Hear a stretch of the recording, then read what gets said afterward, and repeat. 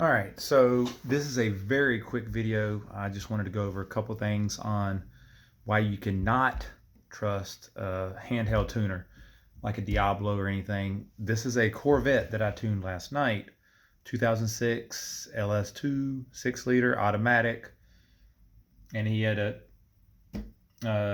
on the aggressive side for the transmission, which it didn't change much there. If you like the feel of that, that's not a bad feel for that. But on the 93 tune that it had on the engine side was horrible, mainly because of the fueling. The timing was high, but it wasn't too high. But I just wanted to say, do not just put a Diablo programmer on your car without checking it, because it will not run correctly. This car was, let me just show you what how bad it was. I'm gonna just show a couple screenshots. I already have them pulled open for you so that we can look. But check this out.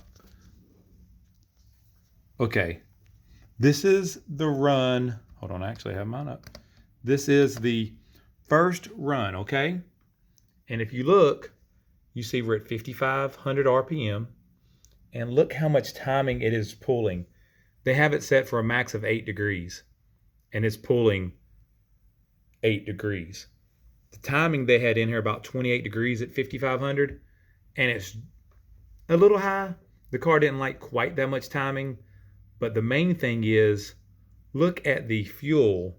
The fuel is way low, and that's what's causing this. It actually was much lower than this. As you can see, the O2s, the 850 and 883 don't show horribly low, but by this graph, you can tell it is very low. I like to see the narrow bands in the low 900s if I'm tuning a bolt-on car that has narrow bands only. The customer is getting a wide band now.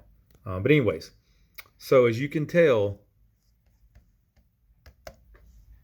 it's actually going past its limit. I think at here I'd already changed it, put it back to the factory 10 degrees. So as you can see, I just wanted to do a quick baseline. I actually had him get out of it as soon as I saw how much timing it was pulling, because it was lean city. And as you can tell right through here, the O2s are actually jumping because they're so lean that they are not reading correctly. So as you can tell, it is very, very lean, and duty cycle is around 51%. After the tune was done, same 5,500 RPM reading, we're at 80% duty cycle. 80%. That is over 20% fuel that they removed out of their 93 tune. And as you can see, got one little bit of spark knock, and at 23 degrees, we tapered it up a little bit to around 24, I think, up here. But overall, I actually added a little bit after this log. But we ended up putting about 24, 25, and it was very happy. You can see the O2s are in the mid 900, or I mean low 900s where I like them. The O2s read steady through here, and also one little bit of knock right here, and that is it. It's a very good run. And just the last thing I wanted to show you was here. You can see, I'm going to pull up the fuel tables here, so you can see how much table I added in the overall air in the here. So sorry.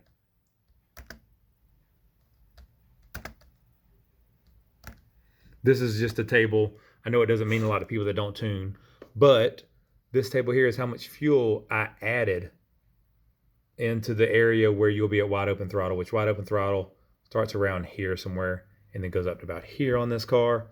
But you can see I added tons of fuel, about 20%, and then also on the power enrichment, add a little bit there to just compensate and make it right. But man, I tell you, it was very, very lean. So lean that if he would have kept driving it like it was, it would have blown up for sure. The other thing I was going to say about that is after looking at the stock tune of another Corvette I've done recently and comparing it to this one, the stock tune would have run better with this car. And it only had a intake and exhaust. That's it. And the intake obviously didn't make a much difference. As I went back to the stock mass airflow frequency table, fuel trims were much better. Like I said, timing wasn't horrible, and they didn't change a lot in there. And this was, he had it on their most aggressive setting, and it was a handful of changes. So please, if you do any of these handhelds, verify the wideband readings or the air fuel with something, so that you know that you're at least in the ballpark, as these numbers on this car were very far off, and he would have damaged the engine if he would have kept driving it.